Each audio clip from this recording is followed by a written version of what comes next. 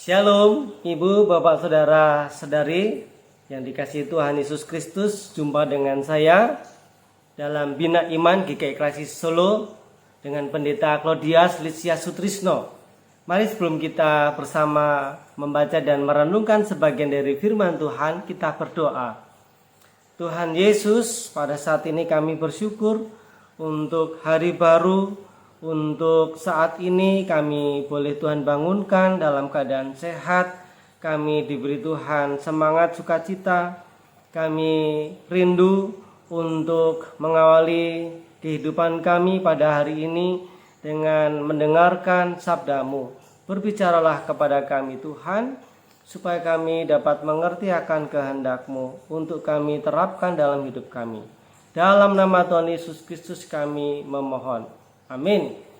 Mari Ibu, Bapak, Saudara-saudari yang dikasihi Tuhan Yesus Kristus, saya mengajak kita untuk membaca firman Tuhan yang saya ambilkan dari Kisah Para Rasul 10 ayatnya yang ke-1 sampai dengan yang ke-4.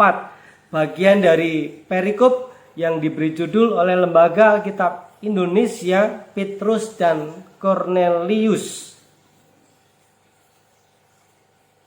Saya akan membacakan ayat 1 sampai yang ke-4. Di Kaisaria ada seorang yang bernama Kornelius, seorang perwira pasukan yang disebut pasukan Italia. Ia saleh, ia serta seisi rumahnya takut akan Allah, dan ia memberi banyak sedekah kepada umat Yahudi dan senantiasa berdoa kepada Allah. Dalam suatu penglihatan kira-kira jam 3 petang, jelas nampak kepadanya seorang malaikat Allah masuk ke rumahnya dan berkata kepadanya, "Kornelius."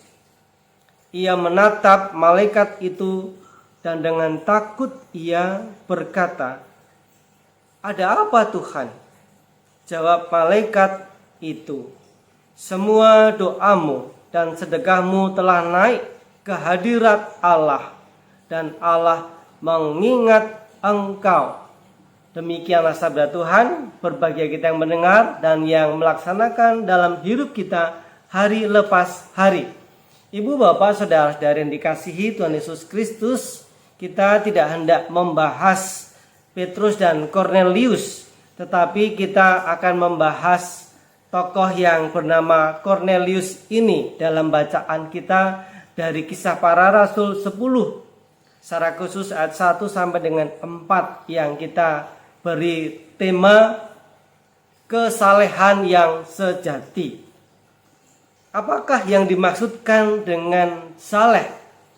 Tentu kita tahu bahwa kata saleh sebagaimana yang saya kutipkan dari Kamus Besar Bahasa Indonesia mengatakan adalah seseorang ataupun mereka yang taat dan sungguh-sungguh menjalankan ibadah.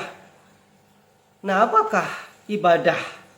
Ibadah adalah bentuk hormat kita, ketaatan kita, baik secara ritual, kalau kita orang Kristen, ya ibadah di gereja, ataupun dalam persekutuan doa, persekutuan pemahaman Alkitab misalkan, ataupun kegiatan-kegiatan yang lain yang menunjukkan kesalehan secara pribadi dalam ibadah kita secara ritual.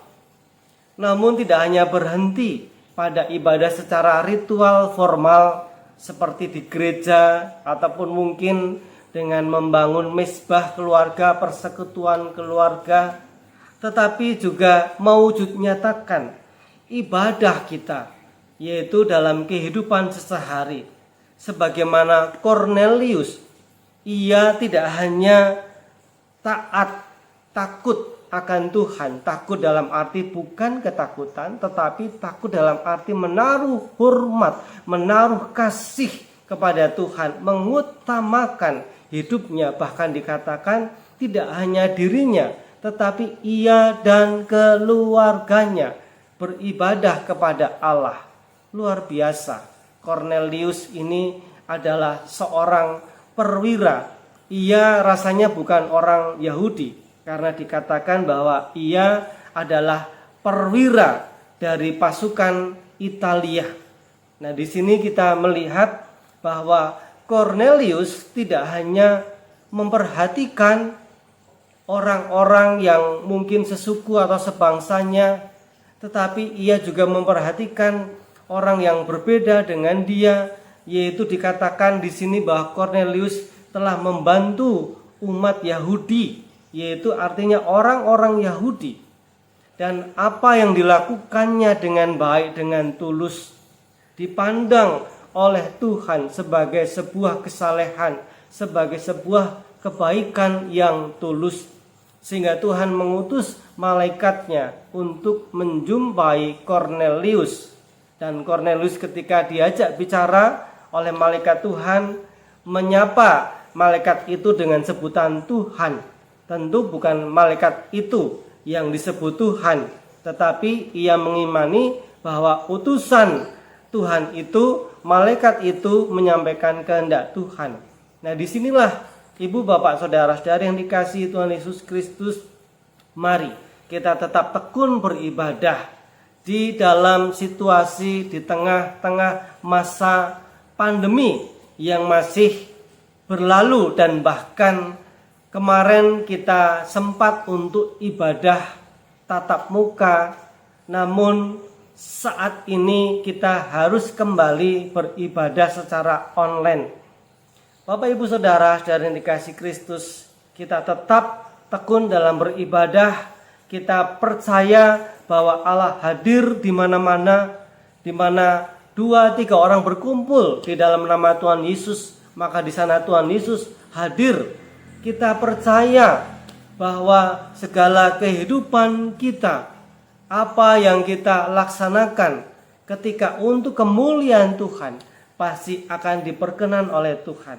Mari Ibu, Bapak, Saudara, semampu kita, sebisa kita, dengan segala apa yang ada pada diri kita masing-masing, kita terus memperhatikan, menolong sesama kita sebagai bentuk ibadah kita, sebagai bentuk ucapan syukur kita akan kasih Allah yang sampai saat ini masih dan terus memelihara kehidupan kita.